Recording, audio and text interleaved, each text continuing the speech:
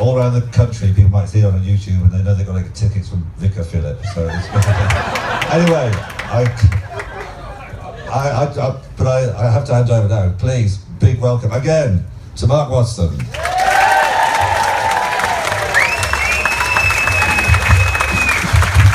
Philip.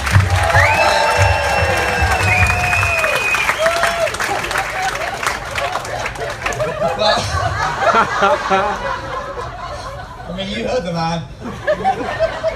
If you want to see a guy that's famous in Canada but you can't remember his full name,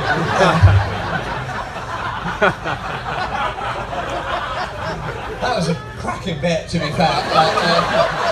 There were 2 or 3 laughs where I was like, all right, back off a bit, man. Let's not get showy off it, Mr. Vicar. You don't catch me trying to save people. They're very good. I thought the best bit was when he tried to sneakily plug his own church service but couldn't remember the time it started. They talk about falling attendances at church, and maybe some of it is the basics, like the vicar knowing when it's going to start.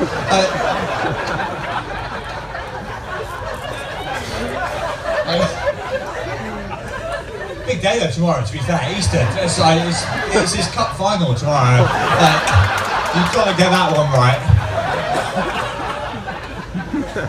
Tomorrow is the day when we remember, for those of you not Christians, when Jesus was born in a stable. I believe I've got that right. I was actually in a church choir when I was a young man. My mum brought me up to go to church in a church choir. I remember the vicar was a lot less fun than that, in all fairness. He was one of these real hard, absolutely sort of nailed on. Well, it's not the phrase they use actually, Christians,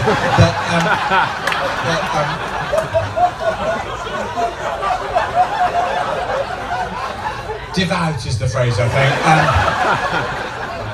A bit bad about that joke, but of course, tomorrow the ultimate happy ending, and that's a spoiler. But so I feel bad about the 12-year-old actually. But yeah, you wait.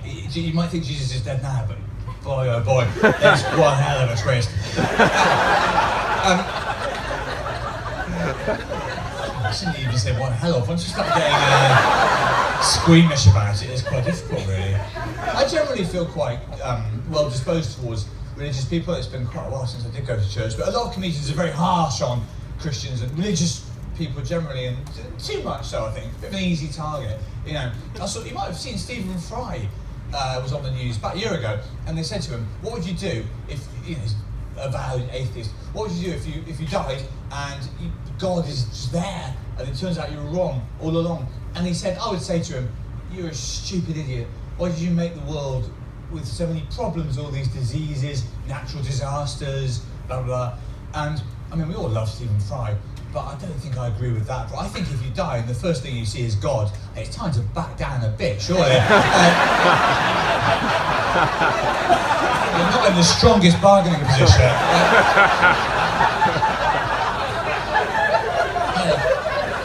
Even Dawkins, if he dies and God is standing there, he's going to have to be a bit like, nah, some of what I said was taken badly out of context. Let's not be too hasty here, right? Because if I were God, it looks a long shot now, but if it turned out that I was the supreme intelligence in the universe, and old Fry showed up and started mouthing off, going, "This is rubbish," I'd be like, back off a bit, mate. This is the only universe that I've ever made. It wasn't perfect, but I accept there's some problems. But on the other hand, you've got chorizo, you've got hungry hippos, you've got fairly... there's probably more examples of stuff as well. But I'm quite a vegetarian. That's not entirely convincing us. Well, not the chorizo, but you've still got your hungry hippos, haven't you? I don't know.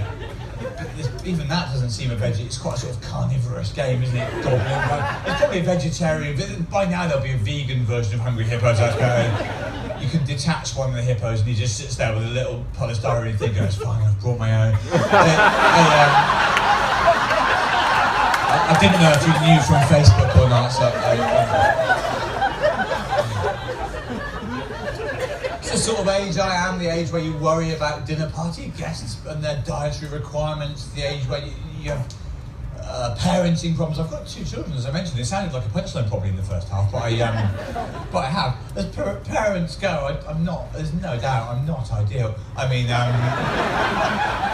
large part of how you measure it is just presence versus absence, and here we are on a Saturday night, a night when I could have been sort of tucking him up and reading him a story, my son, and was I there? No, I'm very much in Alderholt, around 150 miles away from my son, with wine, with strangers, in a field. I'm having a lovely time.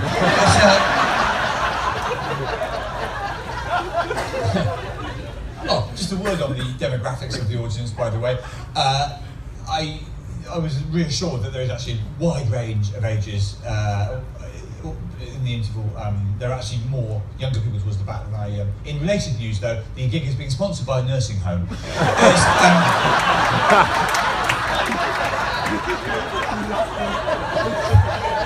In Fordingbridge. Alan Brook? There we go. So I normally thank the sponsors. Sure enough, I mean, it's only courteous to extend those thanks as well, but even so, that does seem like a sort of sophisticated heckle. And what will the average age be? Well, put it this way, we're sponsored by a nursing home. And yet you're as lively as ever. I mean, it's difficult, isn't it? Many of you will also be parents, or even grandparents, and possibly great-grandparents in a few cases. And I mean, it's a lot of responsibility. I read a book about it, about parenting. One of the key things in it was they should be able to see you fail. You know, there's a lot of macho stuff about, you know, I want to show him what a good man I am so he can be a man like me. But the modern thinking is no, kids should see you vulnerable. They should see you fail. So I'm really doing that. I'm fucking up as much stuff as I can. My kid gets to see me fail on an almost daily basis. At parenting as well, I feel like that's where, I mean, it's, in all fairness, difficult. There are a lot of times when, and 2 kids as well, you can just about have 1 kid. Once you've got 2 kids, you are in trouble. I do love them and everything, but quite regularly I think, I shouldn't have done this. This is well beyond my capabilities, unfortunately. There was a specific bit a few weeks ago where I took them, for some reason I took them to a museum, thinking it would kill an afternoon, but one of them is 7, the girl is 3, so quite a big age gap. And as soon as we got in the museum, the 7-year-old went running off to see this car or something cool. The 3-year-old toddled off in the opposite direction. The room is enormous, far wider than this room is long. If you imagine like 2 of these, and I just in the middle of, as one of them went and one of them went the other way, and instantly there was about 100 meters between them. And a specific moment where I thought, I'm going to have to choose which one to go on with here. It's not viable for me to have both of them. So I went with the daughter in the end. She's got more of a life expectancy. I don't know where the boy is now, but I wish him well. It's impossible. Parenting is basically impossible. I'm astonished that people can do it. I do a fair bit, but still, I'm not the principal carer. But goodness me, I'm close enough to being absolutely out of my brain as a result of the parenting that I do. Even when you think you've got everything nailed, there's always some unexpected curveball, something you have to. I took them to Pizza Express recently, and you think there's a limit to what could go wrong there. And I was just thinking, I've done this quite well. Both the kids were occupied, colouring stuff, the menus were I'd already ordered. I felt like I had it, I was on top of it. And then, with no warning at all, the 7-year-old, you know how kids will ask questions absolutely out of nowhere. The kid suddenly said, "What's abortion?" 7 years old. I said, "Sorry?" He said, "What's abortion?" Much louder. And quite a number of other people joined the conversation at that stage. You can see people turning around. There's one family in particular that turned around, and the dad met my eyes to say, "Good luck, mate." I'm now the 2nd most harassed dad in this restaurant. Thank you. This is difficult because, of course, we've not even had the so-called